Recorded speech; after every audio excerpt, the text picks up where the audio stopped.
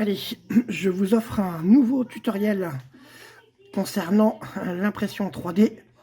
Et dans celui-ci, on va voir, ou du moins je vais vous aider à remplacer la carte mère de votre Creality Ender 3. On voit ça tout de suite après le jingle.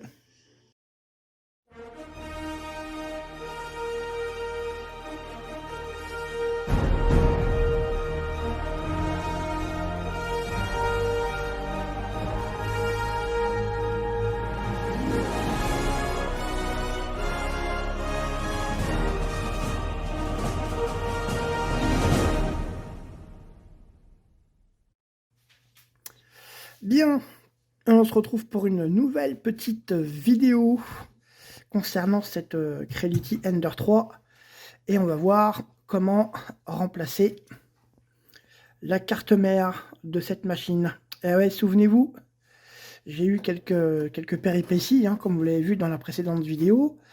On pensait d'abord que c'était le corps de chauffe complet qui était en cause, mais enfin, vu l'état du précédent, le remplacer, c'était pas de trop. Ensuite, on s'est aperçu que l'axe moteur extrudeur ne tournait pas. Donc on a remplacé le moteur extrudeur, il est neuf. On a remplacé aussi la platine qu'on a mis, qu'on a remplacé par une platine en aluminium pour plus de solidité et pour qu'au niveau du bras ici, il n'y ait pas de casse intempestive. Voilà, mais en fait au final, le problème ne venait pas de là. Puisque pourquoi l'axe moteur extrudeur ne tournait pas, donc probablement c'était peut-être pas le moteur, mais enfin maintenant il est neuf, c'est pas grave, hein. Le problème venait tout simplement de la carte mère, et plus précisément de la connectique ici, qui se trouve être celle du moteur extrudeur. Donc on va voir dans la vidéo comment remplacer cette carte mère. Donc celle-ci c'est l'ancienne, on va la mettre dans le bon sens pour plus de facilité. Donc je pense qu'elle est en 1.1 je suppose, puisque la machine je l'ai achetée d'occasion, donc je pense que c'était le précédent firmware qui était installé sur la carte mère. La nouvelle qui se trouve être de nouveau à l'intérieur de la machine, elle est en 4.2.7.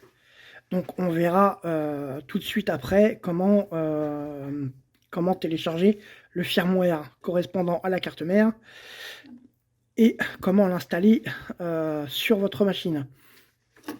Donc on commence par le remplacement de la carte mère. Alors assez simple, même très simple on va dire.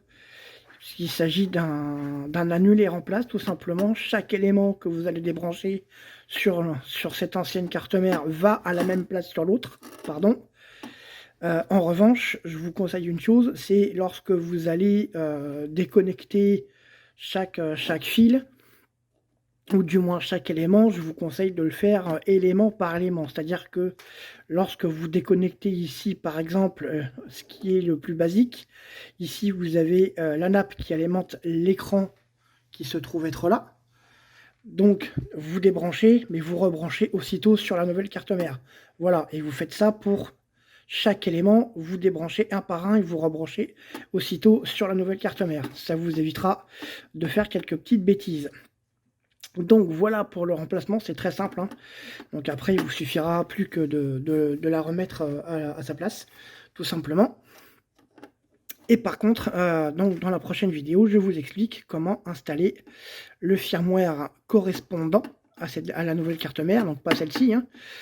Donc le firmware qui correspond à la carte mère en 4.2.7, puisque au départ, étant novice dans l'impression 3D, il a fallu que je cherche beaucoup sur internet et que je fasse les choses sans trop d'erreurs. Mais voilà, on fait comme on dit, on ne fait pas d'omelette sans casser des œufs.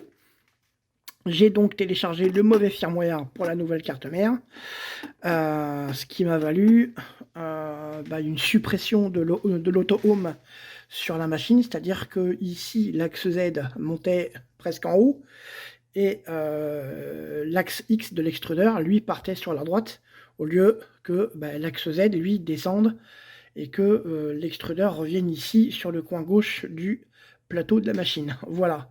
Et en fin de compte, c'était tout simplement parce que j'ai téléchargé et installé le mauvais firmware sur cette carte mère.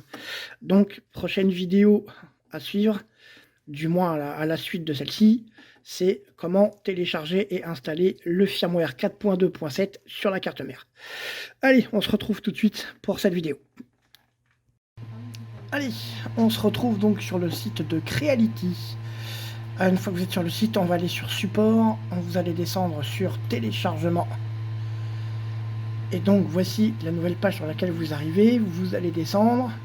À gauche, vous avez tous les types de machines. Alors je vais essayer de me rapprocher un peu. Et on voit qu'on a ici les firmware pour la série Ender. Vous allez cliquer dessus. Et là sur la page à droite s'affichent tous les types de machines Ender que vous allez retrouver. Donc dans notre cas il s'agit du Ender 3, donc Ender 3 3D printer.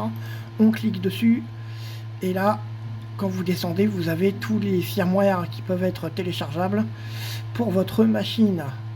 Alors moi ce que j'ai fait c'est qu'au départ j'étais un petit peu novice en la matière, j'ai téléchargé le premier firmware qui se présentait à moi.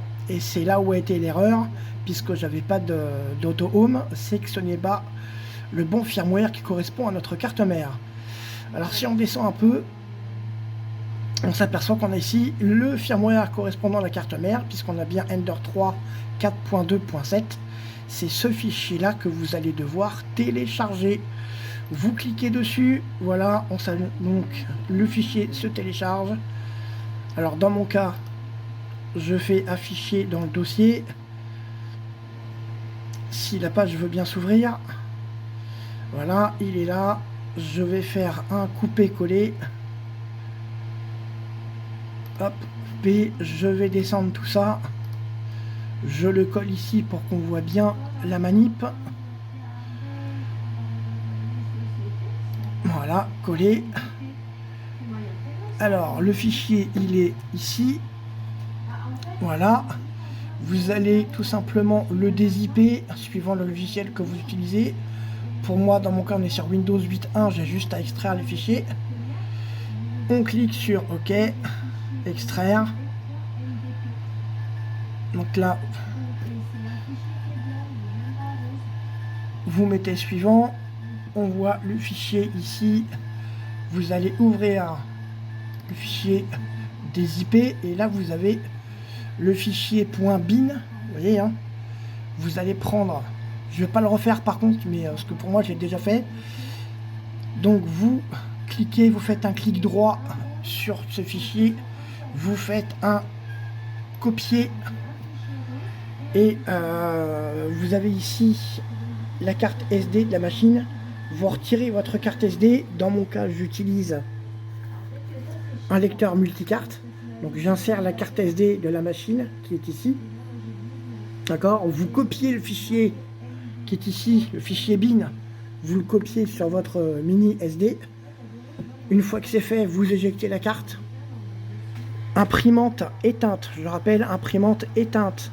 Vous réinsérez votre carte SD dans le lecteur de la machine. Vous rallumez votre machine.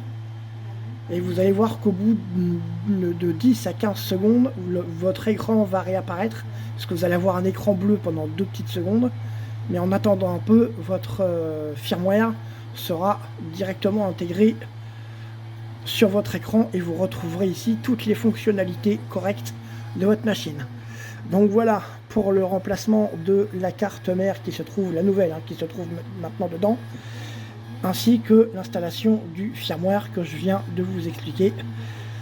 Bon voilà, j'espère que cette petite vidéo, ce petit tuto vous aura été utile. En tout cas, si je le fais, c'est pour vous et pour que vous puissiez voilà, suivre ces instructions et donc pouvoir faire ça en toute sécurité.